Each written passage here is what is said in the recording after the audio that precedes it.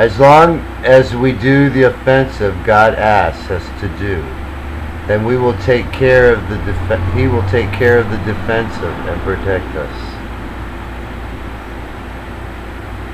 If you are going to be a partner with us, then you must cooperate with us on everything we do. I don't want to hear of anyone having different motives or strategic objectives. Jews, Christians, and Muslims need to have a combined strategy of spreading the love of our Father, the God of Abraham, to the world. And the only way to do this is to accept that we are all the same.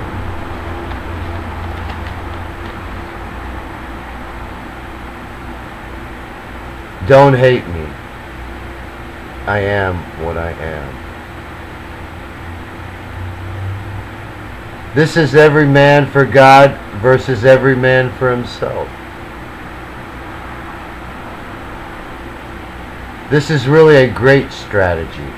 We get to do what we want in every country, and any country that tries to stop us looks like a dictator trying to crush the will of their own people. Am I capable of carrying out some action that most would consider normally unexcusable to get this battle started?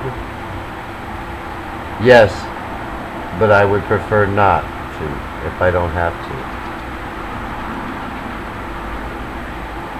to. We're getting tired of turning the other cheek. All we have tried to do is get you to wear the righteous clothes of Christ and walk in holiness with us so you don't have to be an evil person. And all you've done is resist us. I have cried unto God about this, and He has heard me. And do you know what He tells me? Take charge of the situation. Don't physically hurt you, but slap the spiritual shit out of you to force you to stop persecuting us. I've only borrowed from your own words to give you what you've been doing to us all along. You've been trying to slap the spiritual life out of us, so I'm going to try to slap the spiritual death out of you. You've asked for this by what you have been doing to us, but please realize I do this because of love for you, while you were doing it to us because of hate. It's to show you that I'm willing to go the extra mile to get you to be the sons of your Father in heaven, instead of the sons of the evil one. I'm doing it to make you a neighbor instead of an enemy, so that you can become one of us. I pray you understand that what I'm doing is for your own good, and it is righteous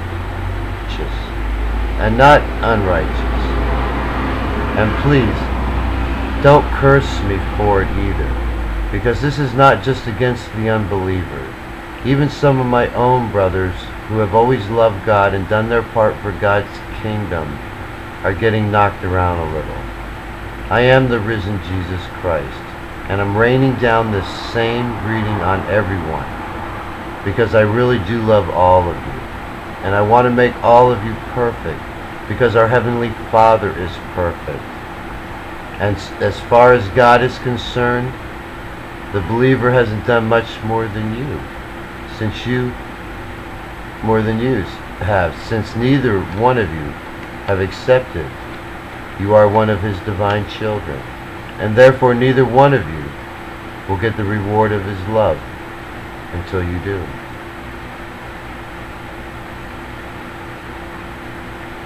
After no resistance to the evil person, and they will destroy themselves, so we have to help them.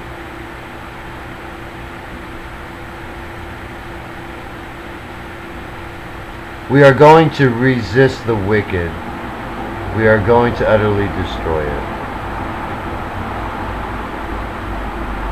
You have been offering the world your right cheek for long enough, which is your way of explaining the scriptures. And all those who are evil have continued to do wrong and strike down everything you have said. They have continued to be sinners. That is why the scriptures say, do not resist the evil person, and let those who are unclean continue to be unclean. Because God knew they are so vile, they would not listen no matter how righteous what you tell them is. So do as the scriptures say, and offer them the other cheek, which is my cheek. This is what God has planned for you to do all along. He knew they wouldn't listen to the scriptures when they were offered by you in a veiled over non-judgmental way to get them to do what is righteous, right? And now they get to hear me tell them in a pure, straightforward way to clean them and make them holy, and in a completely judgmental way.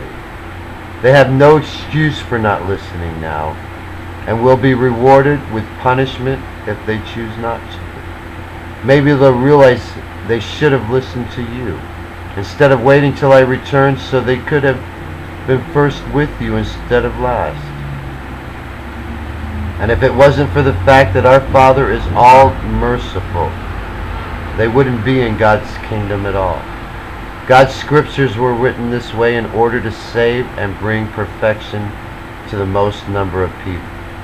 They were written to be explained one way in the beginning and another way in the end. Those that did what God wanted before I came are alphas, and those that were a little hard of hearing and had to wait until I returned and unsealed the Bible for them before they would worship God and believe are the omegas in my kingdom.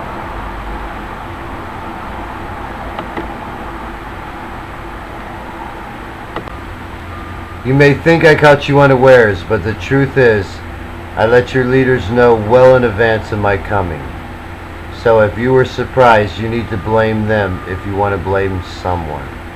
And anyway, the Bible has been saying all along I would come, so there really is no excuse. You should have been prepared regardless of what they did or did not do. I know to some of you this may seem suicidal, but I can assure you in all seriousness that I have no masochistic or self-destructive tendencies. I fully intend to live out my days as King of New Jerusalem, if at all possible. God is the first and the last, the Alpha and the Omega. And in His kingdom there are those who are first and those who are last. Those who are the Alphas and those who are the Omegas. God is all in all.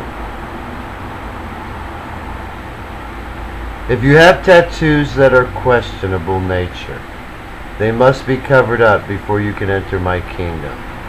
These would include devils, skulls, tombstones, spiderwebs, snakes, gang pictures and sayings, and anything else that is deemed inappropriate. You must have known when you chose them that it was not something God would have approved of, but you still did it. So don't get upset if I require that you do something you don't approve of. Covering up tattoos that have anything to do with the dark side will be required. There's no exceptions. If you have a tattoo that will be required to be covered, but you refuse because you like it too much to do that, then I refuse to let you in my kingdom. If you choose to keep a tattoo instead of choosing God, then you deserve to be in hell with all the other freaks who prefer their way over God's way. You may keep only those tattoos that are a pure nature. I don't have a problem with you having a tattoo with your wife's name that says something like I love Nanette or Michelle or Lydia or whatever your wife's name happens to be. And of course tattoos with your kid's name in it, like Crystal and Christopher, surrounded by a heart to show your love for them, would also be acceptable. But anything else you should be careful about getting, because it would be a shame to have to cover up or remove a tattoo right after getting it.